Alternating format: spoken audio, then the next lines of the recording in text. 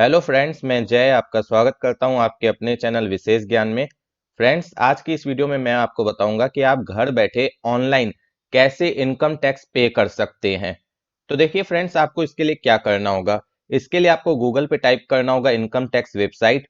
जो पहली लिंक आएगी आप उस पर विजिट कर सकते हैं। इसके अलावा अगर आप इसकी स्पेसिफिक यूआरएल जानना चाहते हैं तो आप नोट कर लीजिए www.incometaxindiaefiling.gov.in, जो कि आपको मेरे एड्रेस बार पे रिफ्लेक्ट हो रही है। इस वेबसाइट पर जब आप आएंगे तो इसका इंटरफेस कुछ इस तरीके का होगा। ये इनकम टैक्स की वेबसाइट है। आपको क्या करना है टैक्स पे करने के लिए ऑनलाइन।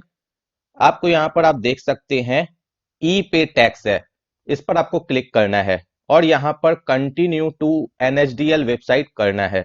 आप याद रखिए कि आपके पास नेट बैंकिंग या इसके अलावा डेबिट कार्ड होना चाहिए, तभी आप ऑनलाइन पेमेंट कर पाएंगे। अदरवाइज आपको क्या करना होगा, बैंक में जाकर बैंक में पे करना पड़ेगा चालान फिल करके। देखिए उसके बाद फ्रेंड्स आपको क्या करना है, अगर आप एडवांस टैक्स पे करना चाहते हैं या इसके अलावा सेल्फ असेसमेंट टैक्स पे करना चाहते हैं, दोनों में अंतर क्या है। एडवांस टैक्स उसी ईयर में पे की जाती है जिस ईयर में आप काम कर रहे हैं, यानी जिस ईयर में आप अर्न करते हैं उसी ईयर में एडवांस टैक्स पे की जाती है इनकम टैक्स में। और सेल्फ असेसमेंट टैक्स जो होती है वो जस्ट जिस ईयर के लिए आपको पे करना है उस ईयर के खत्म होने के बाद पे की जाती है। ठीक है, तो देखिए आपको यहाँ पर क्या करना है, प्रोसीड पर क्लिक करना है। उसके बाद देखिए यहाँ पर आपका टाइम चलने लग जाएगा। यहाँ पर आपको लगभग 30 मिनट का टाइम मिलता है और यहाँ पर उसी के अंदर आपको ये सारी चीजें फिल करनी है। तो अगर आप कोई कंपनी है तो आप इस पर टिक करेंगे।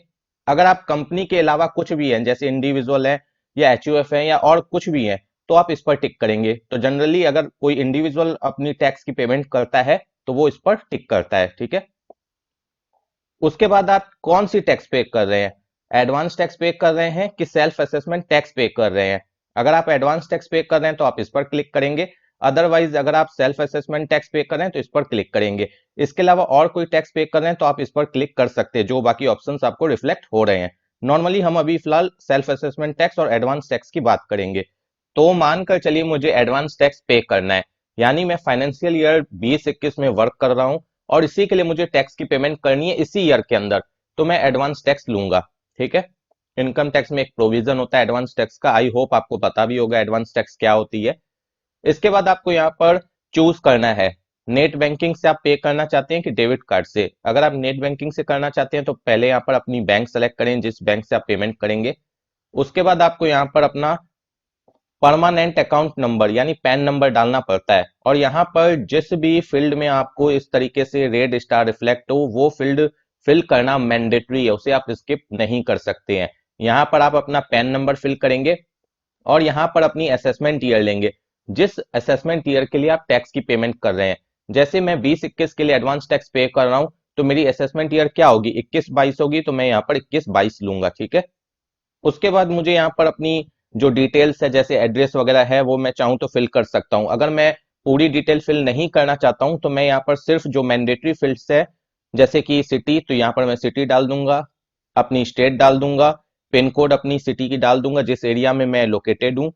उसके बाद अपनी मेल आईडी या मोबाइल नंबर, दोनों में से कोई एक मैं डाल सकता हूँ या दोनों ही डाल सकता हूँ, या इसके अलावा मैं इसे स्किप भी कर सकता हूँ। अभी देखिए यहाँ पर कोई रेड रंग से आपको स्टार नहीं रिफ्लेक्ट हो रहा है कि ये फील्ड मैंडेटरी है, तो मैं जल्दी से ये सारी चीजें फिल कर लेता हूँ फिर आपको आगे दिखाता हूँ। उसके बाद फ्रेंड्स यहाँ पर सिर्फ आपको कैप्चा कोड डालना है जो यहाँ पर रिफ्लेक्ट हो रहा है। अगर आपको अच्छे से रिफ्लेक्ट ना हो तो आप इस पर क्लिक करेंगे तो ये चेंज हो जाएगा। जो आपको अच्छे से साफ साफ रिफ्लेक्ट हो उसे आपको यहाँ पर टाइप करना है और फिर प्रोसीड पर क्लिक करना है। तो चलिए मैं जल्दी से सारी चीजें फिल कर लेता हूँ। आप जो डिटेल्स डालेंगे उसका प्रीव्यू आपको उसके बाद रिफ्लेक्ट होगा जैसे ही आप प्रोसीड करेंगे। यहाँ पर आपको सारी चीजें चेक कर लेनी है, जो आपने पैन नंबर डाला होगा उसमें जो नाम होगा उस पैन नंबर में वो नाम आपको रिफ्लेक्ट होने लगेगा और असेसमेंट ईयर के नीचे जस्ट आपको ब्लिंक होगा कि ये जो आप टैक्स पे कर रहे हैं किस फाइनेंशियल ईयर के लिए पे कर रहे हैं। सारी चीजें आपको एक बार कंप्लीटली मिला लेनी है, उसके बाद फिर आपको नीचे प्रोसीड करना है। उसके बाद फ्रेंड्स हमें नीचे आ जाना है, आई एग्री करना है और उसके बाद हमें यहाँ पर सबमिट टू दी बैंक करना है। अब हम बैंक से पेमेंट करेंगे। ठीक है, अब यहाँ पर हमें क्या करना है, हमें यहाँ पर यूजर जो है रिटेल यूजर इस पर हमें क्लिक करना है। ठीक है, कॉर्पोरेट का अगर केस हो तो आप नीचे वाले पर क्लिक करेंगे। इसके बाद हमें क्या करना है, यहाँ पर अपनी यूजर आईडी और अपना जो पासवर्ड है नेट बैंकिंग का वो हमें यहाँ पर एंटर करना है।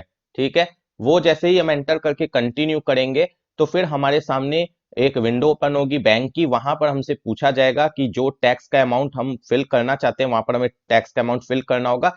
जो सबसे पहला कॉलम होगा बेसिक टैक्स करके एक कॉलम आपको रिफ्लेक्ट होगा। मैं क्यों नहीं आगे बढ़ रहा हूँ, क्योंकि मुझे अभी रियल में टैक्स की पेमेंट नहीं करनी है, मैंने ऑलरेडी कर ली है, इसीलिए मैं आपको आगे दिखा नहीं रहा हूँ स्क्रीन।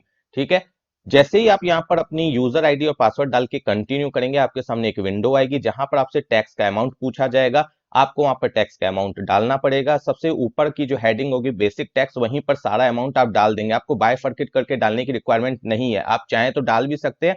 अदरवाइज आप बेसिक टैक्स का जो आपको ऊपर में सबसे ऊपर में कॉलम मिलेगा उसी में पूरी की पूरी टैक्स डाल देंगे। उसके बाद आप कंटिन्यू करेंगे तो आपकी टैक्स की पेमेंट हो जाएगी। सामने में फिर आपको चालान रिफ्लेक्ट होगा जिसमें सारी डिटेल्स आपको आएगी, उसे आपको डाउनलोड करके प्रिंट करके अपने पास रखना है फ्यूचर के रेफरेंस के लिए। ठीक है, क्योंकि उसमें एक बीएसआर कोड और एक चालान नंबर, डेट और अमाउंट रहता है, जिसे आपको अपनी आईटीआर फाइल करते वक्त आईटीआर में डालना होता है। तभी आपकी जो वहां पर टैक्स की लाइबिलिटी बनती है आईटीआर फाइल करते वक्त, वो वहां से रिमूव होती है। अगर आप वहां पर ये सारी चीजें डिटेल्स नहीं डालेंगे तो वहां पर आपकी लाइबिलिटी रिफ्लेक्ट होती रहेगी जब आप आईटीआर फाइल करेंगे। तो देखिए फ्रेंड्स, इस तरीके से सारी चीजें करनी है। अगर आप नेट बैंकिंग का यूज नहीं करते हैं, जो कि मैंने किया, तो इसके जगह आप जो डेबिट कार्ड होता है उसका नंबर वगैरह डालकर उसके थ्रू भी टैक्स की पेमेंट कर सकते हैं, अगर आपने डेबिट कार्ड का ऑप्शन सेलेक्ट किया होगा तो, जो कि मैंने आपको शुरू में ही दिखाया था। ये तो फ्रेंड्स मैंने बात की कि अगर आप डायरेक्टली वेबसाइट पर जाकर टैक्स पे करना चाहते हैं तो आप कैसे करेंगे।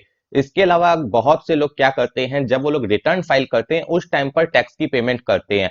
तो देखिए फ्रेंड्स, रिटर्न फाइल करने के दो प्रोसेस है। या तो आप जो जावा यूटिलिटी रहती है या एक्सेल यूटिलिटी रहती है इनकम टैक्स की, उसमें आप अपनी पूरी डिटेल्स डालते हैं, उसके बाद उसकी टैक्स की पेमेंट करते हैं जो भी आपको लाइबिलिटी यूटिलिटी के अंदर रिफ्लेक्ट होती है। दूसरा केस क्या होता है कि आप इनकम टैक्स की वेबसाइट पर जाते हैं और ऑनलाइन सारी आईटीआर फॉर्म्स फिल करते हैं। तो ऑनलाइन सिर्फ दो ही आईटीआर फॉर्म्स फिल हो सकती है, एक आईटीआर 1 और एक आईटीआर 4। तो उसे जब फिल करते हैं तो वहां पर जब आप सारी चीजें फिल कर लेते हैं तो वहां पर टैक्स की लाइबिलिटी आती है और वहां से डायरेक्टली आप पे करते हैं। तो वो भी मैं आपको एक बार दिखा देता हूं कि वहां से कैसे पे की जाती है। जैसे मानकर चलिए ये मेरा जावा यूटिलिटी ओपन है। ठीक है, मानकर चलिए मैंने इसमें सारी जो भी डेटा है, जो भी मेरी इनकम के सोर्स हैं, जो भी डिडक्शंस है, सारी चीजें मैंने एंटर कर दी। उसके बाद मुझे जावा यूटिलिटी ने बताया कि आपके 500 रुपए आपको टैक्स पे करनी है, इतनी आपकी लाइबिलिटी है इनकम टैक्स डिपार्टमेंट को पे करने की। तो यहाँ पर क्या होगा कि आपको यहाँ पर अमाउंट रिफ्लेक्ट होगा, अमाउंट पेबल। यहाँ पर आपको अभी फिलहाल नहीं रिफ्लेक्ट हो रहा है क्योंकि मैंने अभी यहाँ पर कोई डिटेल डाली नहीं है। अमाउंट रिफ्लेक्ट होगा और ये किसमें होगा, टैक्स पेड एंड वेरिफिकेशन के टैब के अंदर। और यहाँ पर आपको ये जो ई पे टैक्स है ना, ये आपको हाईलाइट रिफ्लेक्ट होगा, मतलब ये हाईलाइट हो जाएगा।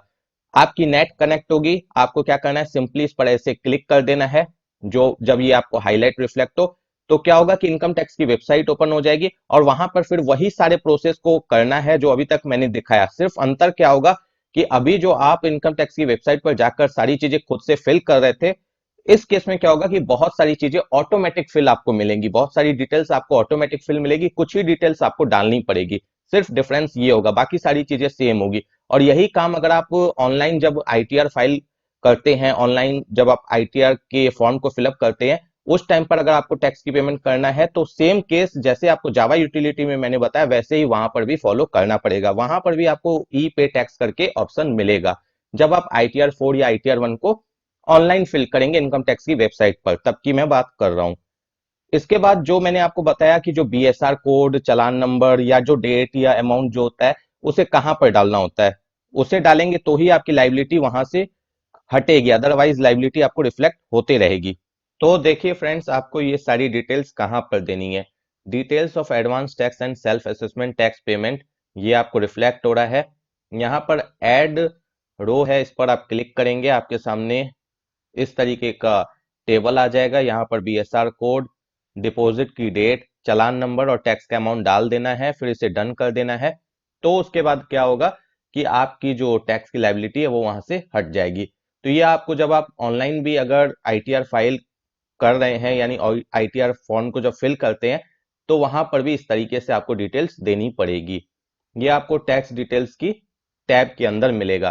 ठीक है, तो फ्रेंड्स आई होप कि आपको समझ में आ गया होगा कि ऑनलाइन टैक्स की पेमेंट कैसे करनी है, उसे रिटर्न में किस तरीके से रिफ्लेक्ट करना है। अगर वीडियो अच्छी लगे तो प्लीज वीडियो को लाइक जरूर कीजिएगा। तो दोस्तों, अगर आपने अभी तक फाइनेंशियल ईयर 20-21 जिसमें अभी हम वर्क कर रहे हैं, जिसके असेसमेंट ईयर 21-22 है, अगर आपने इसके लिए अभी तक कोई भी टैक्स प्लानिंग नहीं की है, कोई भी इन्वेस्टमेंट नहीं की है, तो आपके पास बहुत ही कम समय बचा है। आपके पास 31 मार्च 2021 तक का समय बचा है इन्वेस्टमेंट करने के लिए, जिससे आप अपनी टैक्स को कम कर सकते हैं 80C में इन्वेस्टमेंट करके और उसकी डिडक्शन ले सकते हैं। तो दोस्तों, आज ही जाकर आप ELSS म्यूचुअल फंड्स में इन्वेस्टमेंट कीजिए एंजल ब्रोकिंग मोबाइल ऐप के थ्रू, जिसकी लिंक आपको इस वीडियो के डिस्क्रिप्शन बॉक्स में दी गई है। Investments in securities market are subject to market risks. Read all the related documents carefully before investing.